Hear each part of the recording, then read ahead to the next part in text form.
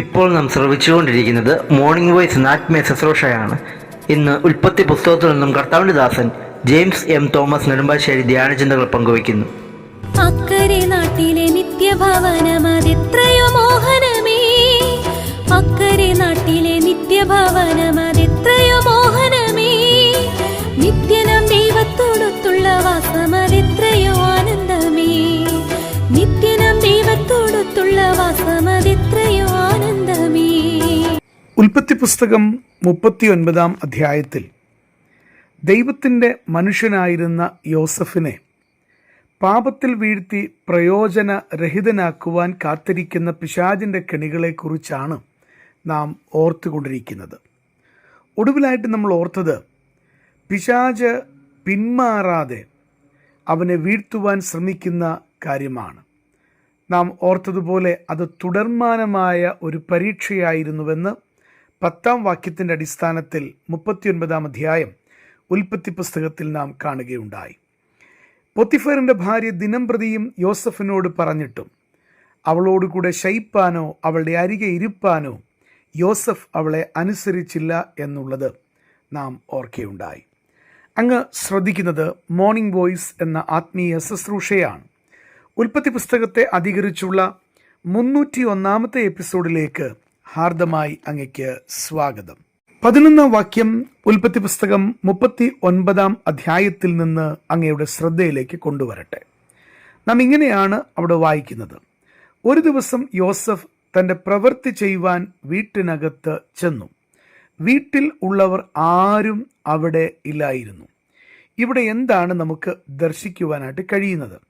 പാപം സകല സാഹചര്യങ്ങളും ഒരുക്കി ദൈവത്തിൻ്റെ മനുഷ്യനായ യോസഫ് എന്ന യൗവനക്കാരനെ വീഴ്ത്തുവാൻ കാത്തിരിക്കുന്ന പ്രത്യേക സാഹചര്യമാണ്. പ്രിയപ്പെട്ടവരെ, ഒരു കാര്യം വ്യക്തമായിട്ട് ഓർമ്മപ്പെടുത്തട്ടെ. നമ്മുടെ ക്രിസ്തീയ ജീവിതത്തിൽ നാം വളരെ ജാഗ്രതയോടെ ജീവിക്കേണ്ടുന്നതിൻ്റെ ആവശ്യകത ഇവിടെ കാണുവാനായിട്ട് സാധിക്കുന്നുണ്ട്. സാധാരണ ഒരാളെ സംബന്ധിച്ച്, ആത്മീയ കാഴ്ചപ്പാടില്ലാത്തൊരുവനെ സംബന്ധിച്ച് ഇങ്ങനെയുള്ള കാര്യങ്ങളൊക്കെ ഒരു സാധാരണ സംഭവമായിട്ട് അല്ലെങ്കിൽ വന്നു ഭവിക്കുന്ന യാദൃച്ഛിക വിഷയങ്ങളായിട്ട് നിൽക്കുമ്പോൾ, ഒരു ദൈവദാസനെ സംബന്ധിച്ചിടത്തോളം, ഒരു ദൈവ പൈതലിനെ സംബന്ധിച്ചിടത്തോളം പിശാചൊരുക്കുന്ന കെണിയാണ് ഇതെന്ന് മനസ്സിലാക്കുവാൻ കഴിയുന്ന വസ്തുതയാണ്.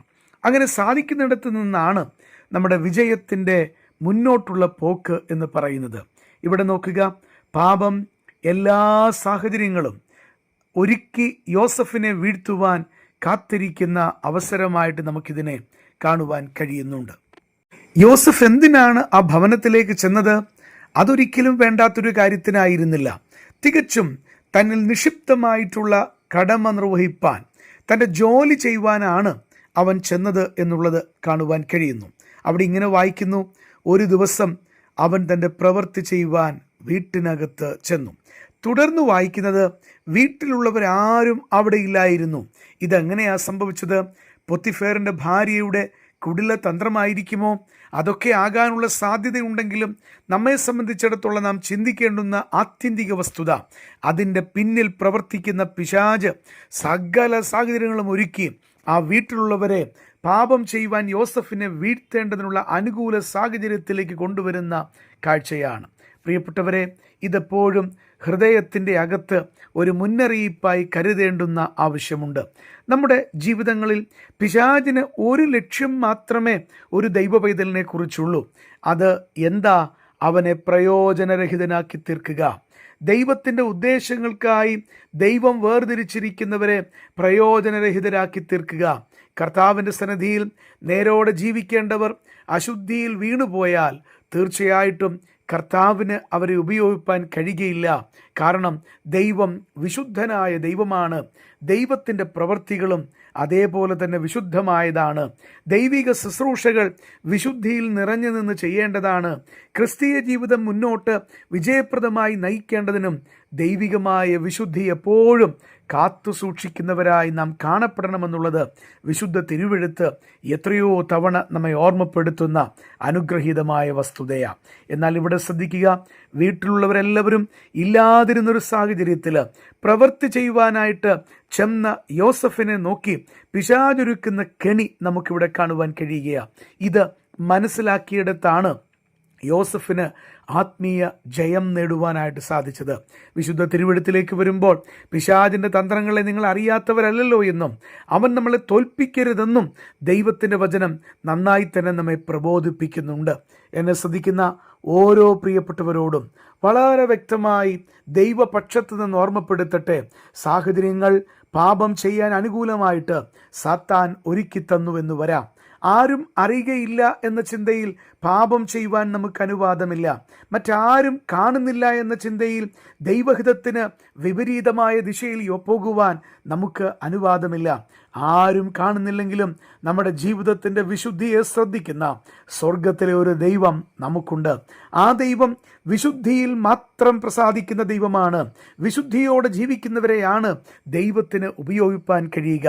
അതുകൊണ്ട് ഈ സമയം ഒരു വലിയ പ്രാർത്ഥന നമ്മുടെ ഹൃദയത്തിൽ ഉയരണം. ദൈവമേ, സാഹചര്യങ്ങൾ പിശാചൊരുക്കി വയ്ക്കുമ്പോൾ അത് മനസ്സിലാക്കി അതിൽ നിന്ന് ദൂരെ നിൽപ്പാനായിട്ട്, ഒരിക്കലും പാപത്തിൽ വീഴാതിരിപ്പാനായിട്ട്, അത് ഏത് തരത്തിലുള്ള പാപമാണെങ്കിലും അതിനോട് അകൽച്ച പാലിച്ച് വിശുദ്ധിയിൽ എൻ്റെ ജീവിതത്തെ സൂക്ഷിപ്പാനുള്ള ദൈവകൃപയ്ക്കായി ഞാൻ അങ്ങയോട് കൂടുതൽ യാചിക്കുന്നു. എന്നെ സഹായിക്കണമേ. ഒരിക്കലും അങ്ങയ്ക്ക് ഹിതകരമല്ലാത്തതൊന്നും എൻ്റെ ജീവിതത്തിൽ വന്ന് ഭവിക്കാതിരിപ്പാൻ എനിക്ക് കൃപ തരണമേ എന്ന് പ്രാർത്ഥിപ്പാനായിട്ട് ഈ സമയം കർത്താവ് അങ്ങയെ സഹായിക്കട്ടെ. എല്ലാ പ്രിയപ്പെട്ടവരെയും ദൈവം തമ്പുരാൻ അതിനനുഗ്രഹിക്കട്ടെ എന്ന് പ്രാർത്ഥിച്ചുകൊണ്ട് വാക്കുകൾ നിർത്തുന്നു.